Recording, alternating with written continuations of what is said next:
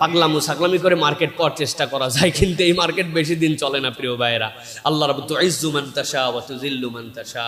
আল্লাহ যাকে ইচ্ছা ইজ্জত দেন, যাকে ইচ্ছা আল্লাহ বেইজ্জত করে দেন। তাকে আইনের মুখামুখি করে জিজ্ঞাসা করতে হবে, এই কথা তুমি কার ইন্ধনে বলো এবং কেন তুমি বলো। যদি তুমি যে কথা বলছো এটার প্রুফ থাকে, প্রুফ দিতে হবে, না হলে তোমাকে মানহানির মামলার অধীনে আনতে হবে, ঠিক কি না?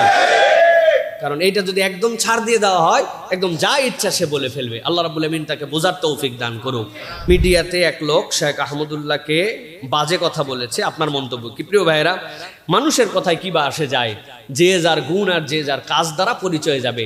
আমাদের মনে হয় এইগুলা কিছু কিছু কথাই যে প্রশ্নগুলো আমাদের কাছে দিয়েছেন, এইগুলা কিছু কথা তারা লাইমলাইটে আসতে চায় জন্য এই সকল মানুষের বিপক্ষে কথা বলে। কেননা দেশের মানুষ জানে কে কতটুকু দেশের জন্য কল্যাণের কাজ করেছেন। বাংলাদেশে কোনো বেসরকারি সংস্থা এখন পর্যন্ত শত শত কোটি টাকার চ্যারিটি ওয়ার্ক করছে। সেই কবে ফেনীর বন্যা হয়েছে, আপনারা সকলে সার্ভিস দিয়ে আসছেন, ঠিক না ভাই? সেই বন্যা হয়েছে নোয়াখালীতে, আপনারা সার্ভিস দিয়ে আসছেন। বন্যার কথা আপনারা ভুলে গেছেন, আসুন্না ফাউন্ডেশন এখনো বলে নাই। এখন পর্যন্ত 2 বছর পার হয়ে যাওয়ার পরেও ওই মানুষগুলোকে ধারাবাহিকভাবে ঘর বানিয়ে দেওয়া হচ্ছে, ওই ফান্ডকে আলাদা করে রাখা হয়েছে। এই হিসাব করে করে এই কাজগুলো চলতেছে। আপনি মনে করেন না এই দেশে বিভিন্ন জায়গায় এরে ফাঁক খোঁজে, ওর ফুকা খোঁজে, খুঁজে খুঁজে সব বের করে। আসুন্নার পিছনে মানুষ নাই, আছে, কিন্তু এমন আল্লাহ রাব্বুল আমিন আমানতদারিতার সাথে এবং স্বচ্ছতার সাথে এই শেখ আহমদুল্লাহর নেতৃত্বে এই কাজগুলো করাচ্ছেন। যারা খুঁজে ওই জায়গাতে যায় দেখে আর পারে না, তখন কি করবে?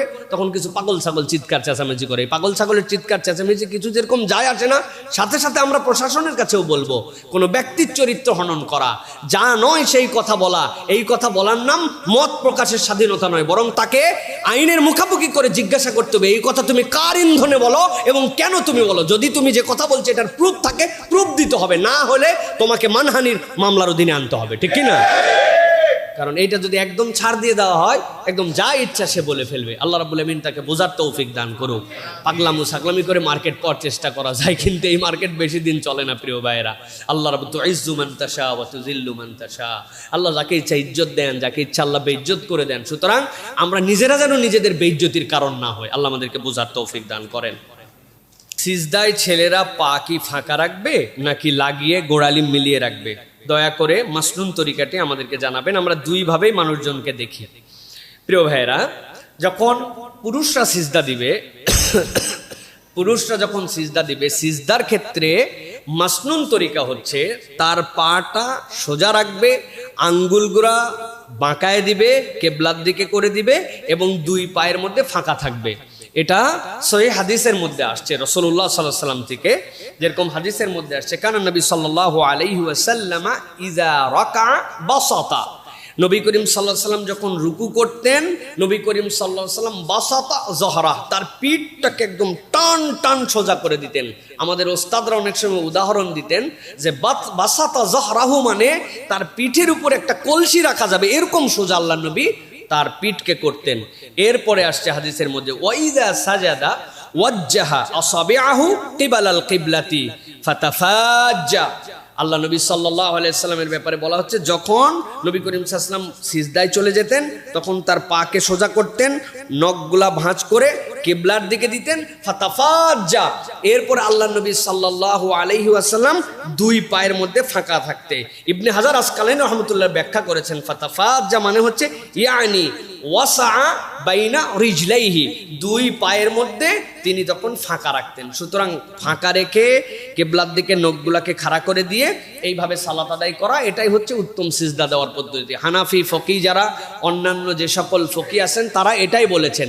তবে একটা হাদিসের মধ্যে ব্যতিক্রম কথা এসেছে, লাগায় যাওয়া, 2 পায়ে লাগায় দেওয়ার কথা আসছে, কিন্তু সেটাকে অন্যান্যরা মুহাদ্দিসরা এটাকে একটা বিচ্ছিন্ন বলেছেন, শাজ, মানে রেগুলার যে সকল হাদিস আসছে এর ব্যতিক্রম হিসাবে। এইটা লাগানো বা না লাগানোর দ্বারা আপনার নামাজের ভাস্ট কোনো ক্ষতি হয়ে যাবে না, কিন্তু আল্লাহর নবী যেই তরিকায় পড়েছেন সেই অনুযায়ী সিজদায় যাওয়ার সময় পা খাড়া থাকবে, নখগুলা কিবলার দিকে থাকবে, 2 পায়ের মধ্যে ফাঁকা থাকবে। এটাই স্বাভাবিক এবং মাসনুন পদ্ধতি। আমরা নিজেরা এই আমল করার জন্য চেষ্টা করব ইনশাআল্লাহ। রুকু সিজদায় যাওয়া বা ওঠার সময় কখন থেকে তাকবীর বলবো? কিছুটা চলে যাওয়ার পরে বা ওঠার পরে নাকি বলতে বলতে? দয়া করে এই বিষয়টি আমাকে জানাবেন। প্রিয় ভাইয়েরা, আমরা যখন সালাতে দাঁড়াই, সালাতে আমাদের তাকবীর হচ্ছে কমান্ড। এই তাকবীর অনুযায়ী আমরা চলাফেরা করি। এখানে দুইটা গুরুত্বপূর্ণ বিষয় আছে, একটা হচ্ছে ব্যক্তিগত সালাত আর একটা জামাতের সালাত। ব্যক্তিগত এবং জামাতের সালাতের ক্ষেত্রে উভয়ের ক্ষেত্রে তাকবীর কখন বলবো, এটার মাসনুন তরিকা হচ্ছে যে যখন আমি যেই হালত থেকে পরিবর্তনের দিকে যাচ্ছি, দাঁড়ানো থেকে ঝোঁকার দিকে যাচ্ছি, সিজদা থেকে ওঠার দিকে আসতেছি, আমার তাকবীর ওঠার সাথে সাথে ঝোঁকার সাথে সাথে বলতে বলতে যাব, এবং শুরু এবং শেষ ঝোঁকার থেকে শুরু, যেখানে যে শেষ সেখানে যে আমার তাকবীর শেষ হবে, ওঠার থেকে শুরু, যেখানে এসে শেষ আমার হালত সেখানে এসে আমার তাকবীর শেষ হবে। এটাই হচ্ছে আহসান, এটাই হচ্ছে উত্তম পদ্ধতি। এর ব্যতিক্রম করাটা আমাদের অনুচিত। এর ব্যতিক্রম করলে কিছু ঝামেলা হতে পারে। একটা উদাহরণ দেই, ইমাম সাহেব ধরেন যে রুকুর থেকে উঠার পরে দাঁড়ায়া তারপরে বলে সামি আল্লাহু লিমান হামিদা। কি হতে পারে, কোনো ব্যক্তি যদি কোনো রাকাতকে কাউন্ট করতে চায়, শরীয়ত হচ্ছে ওই রাকাত কাউন্ট হবে যদি রুকুতে যে এক তাসবিহ পরিমাণ উনি তাসবিহ পেয়ে যায়, তাহলে তার রাকাত কাউন্ট হয়ে যাবে। এখন ইমাম সাহেব তো উঠে গেছে কিন্তু বলছে সামি আল্লাহু লিমান হামিদা, পরে একজন লোক আসছে এসে চট করে রুকুতে গেছে, উনি দুইবার সুবহানা রাব্বিয়াল আজিম পড়ে ফেলছে, অথচ ইমাম কিন্তু তখন দাঁড়ানো, তারপরে সে বলছে সামি আল্লাহু লিমান হামিদা, তাহলে তার রাকাত হবে না? হবে না, রাকাত কিন্তু হবে না। এই জন্য সতর্ক থাকতে হবে এইটা আমাদের, যে আমরা যখন থেকে শুরু করব তখনই বলবো। এবং অনেক মুসল্লির নামাজেও ঝামেলা হয়, মানুষ কেবলমাত্র ইমামের তাকবীরই শোনেন, ইমামকে দেখতে পায়। এখন ইমাম দেখা যাচ্ছে যে রুকু থেকে সিজদার কাছাকাছি যাওয়ার সময় বলতে শুরু করছে আল্লাহু আকবার, অনেক লোক যাবে কি যাবে না, যাবে কি যাবে না, এরকম হালত তৈরি হয়ে যায়, হয় কি না প্রিয় ভাইরা? এই জন্য শরীয়তের বিধান হচ্ছে যে আমরা যখন থেকে যে হালত শুরু করব, ওই হালত থেকে পরিবর্তনে যাওয়ার শুরু থেকেই বলবো, যেখানে যাই পরিবর্তন শেষ ওখানে শেষ করে দিব। এইভাবে আমাদেরকে আমাদের তাকবীরগুলা বলার জন্য চেষ্টা করতে হবে। আল্লাহ যেন বুঝার তৌফিক দান করেন। সর্বশেষ একটা জিনিস বলে শেষ করে দিব প্রিয় ভাইরা, আগামী জুমায় তো আমি আসবো না এখানে, এরপরের জুমায় তারপরে আবার আপনাদের দেখা হবে ইনশাল্লাহ। সেটি হচ্ছে যে আমাদের জীবনে কোরআনুল কারীমের 4টা আমল আছে। আমরা অনেক সময় অস্থিরতায় ভুগি, অনেক সময় আমাদের সম্পদ নিয়ে, শত্রু নিয়ে আমাদের মধ্যে নানান ধরনের পেরেশানির মধ্যে চলে, নানান ধরনের শয়তানের ওয়াসওয়াসা চলে। কোরআনের 4টা আয়াতের আমল যদি আমরা একদম সহজ, সকলের জানা, এটা যদি আমাদের জীবনে রাখতে পারি এবং এর প্রতি যদি আমাদের বিশ্বাস আল্লাহ রাব্বুল আলামিনের প্রতি একদম 100% নিয়ে আসতে পারি, আমাদের জীবনটা অনেক ঝরঝরা লাগবে। অনেকে আমাদের কাছে বলেন এই ঝামেলা, সেই ঝামেলা, শত্রু, পেরেশানি, মামলা, মোকদ্দমা, এই সেই শয়তানের ওয়াসওয়াসা, ঠিকঠাক মতো চলতে পারি না। আমি আপনাদের কাছে 4টা আয়াতের কথা বলি। একটা হচ্ছে মানুষের যে ক্ষতিগুলা করে, এর একটা হচ্ছে কুদৃষ্টি দেয় মানুষের প্রতি। এই কুদৃষ্টির কারণে আমাদের অনেক ক্ষতি হয়। রাসূলুল্লাহ সাল্লাল্লাহু আলাইহি ওয়াসাল্লাম বলছেন, একটা মানুষকে যদি মানুষ মেরে ফেলতে পারতো, তাহলে মালাকুল মউতের বাইরে তার কুদৃষ্টিতেও মানুষ মেরে ফেলতে পারে, সুস্থ মানুষকে অসুস্থ করে দিতে পারে। তো এই জন্য কুদৃষ্টির থেকে বাঁচার জন্য একটা আয়াতের আমল আমরা করব, সেটা হচ্ছে মাশাআল্লাহ লা হাওলা ওয়ালা কুওয়াতা ইল্লা বিল্লাহ।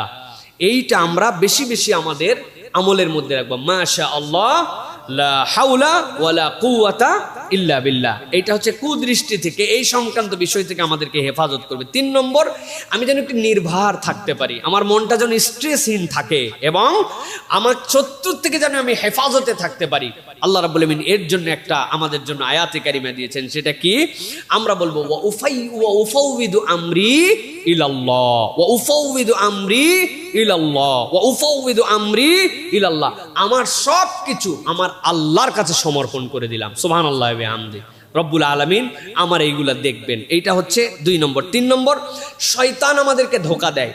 ভালো মানুষ ভিন্ন দিকে চলে যাচ্ছে, নামাজি মানুষ নামাজ পড়তে চাচ্ছে না, ভালো পরিবারের সন্তান এলোমেলো হয়ে যাচ্ছে। এই যে শয়তানের ধোঁকা, এখান থেকে বাঁচার জন্য বেশি বেশি আমরা পড়বো হাসবুনাল্লাহু ওয়া নি'মাল ওয়াকিল, হাসবুনাল্লাহু ওয়া নি'মাল ওয়াকিল। এটা আমাদের ওজিফার মতো বানাবো, হাসবুনাল্লাহু ওয়া নি'মাল ওয়াকিল।